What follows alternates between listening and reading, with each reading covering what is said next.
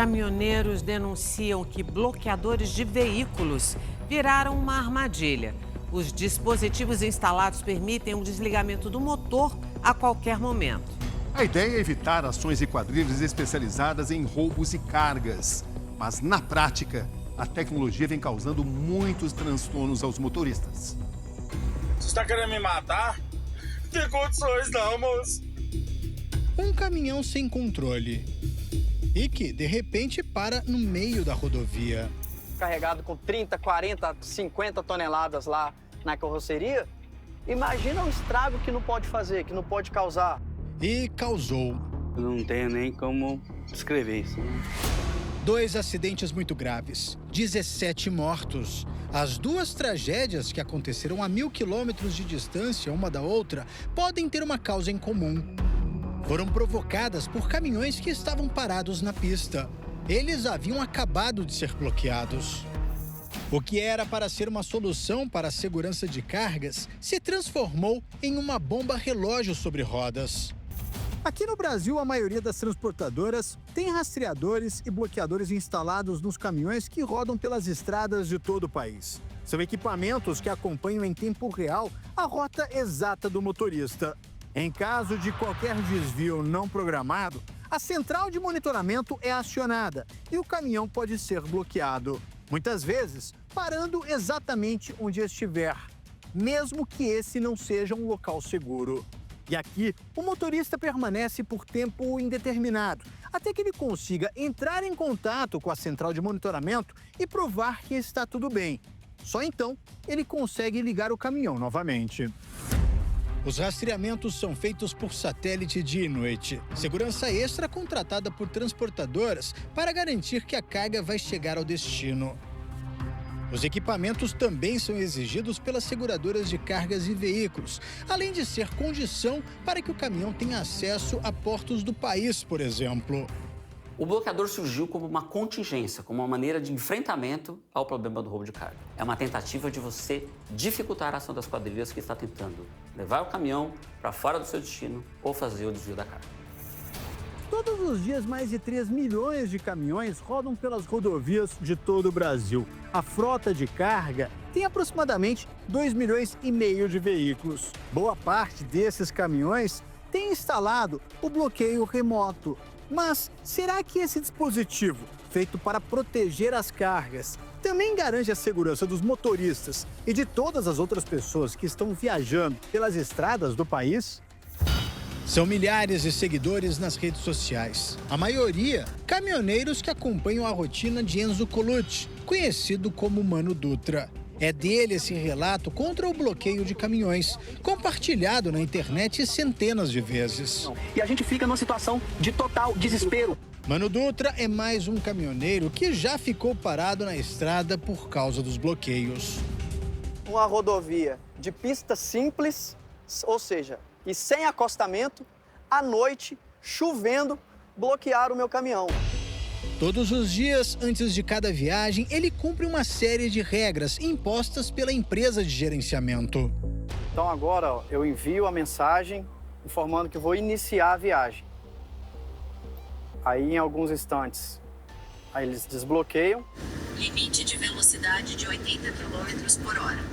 Eles têm o acesso total do meu caminhão. Eles sabem se eu abrir uma porta do caminhão, se eu abrir a outra porta, que existem muitos caminhoneiros que estão desistindo da profissão pelo tanto de estresse que é causado na gente por conta dessas ações indevidas das gerenciadoras. Em todo o Brasil, são mais de 150 empresas responsáveis por monitorar 90% da frota do país. As gerenciadoras foram autorizadas a trabalhar no Brasil em 2017 e usam a tecnologia no combate à criminalidade. Aqui nas empresas, por trás de cada computador, técnicos monitoram as frotas de caminhões que rodam o país. Uma tentativa de frear o aumento dos roubos de cargas e, assim, diminuir os prejuízos, que passam de R$1 bilhão, segundo o levantamento mais recente feito no Brasil.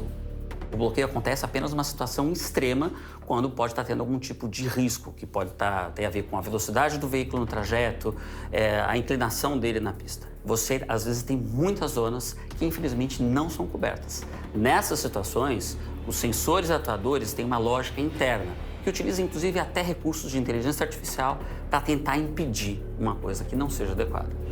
Reparem neste flagrante. O motorista levava uma carga de queijo para Curitiba. Ladrões fecharam a pista. Um deles conseguiu entrar na cabine e mudou a rota da viagem. Essa história terminou em tragédia.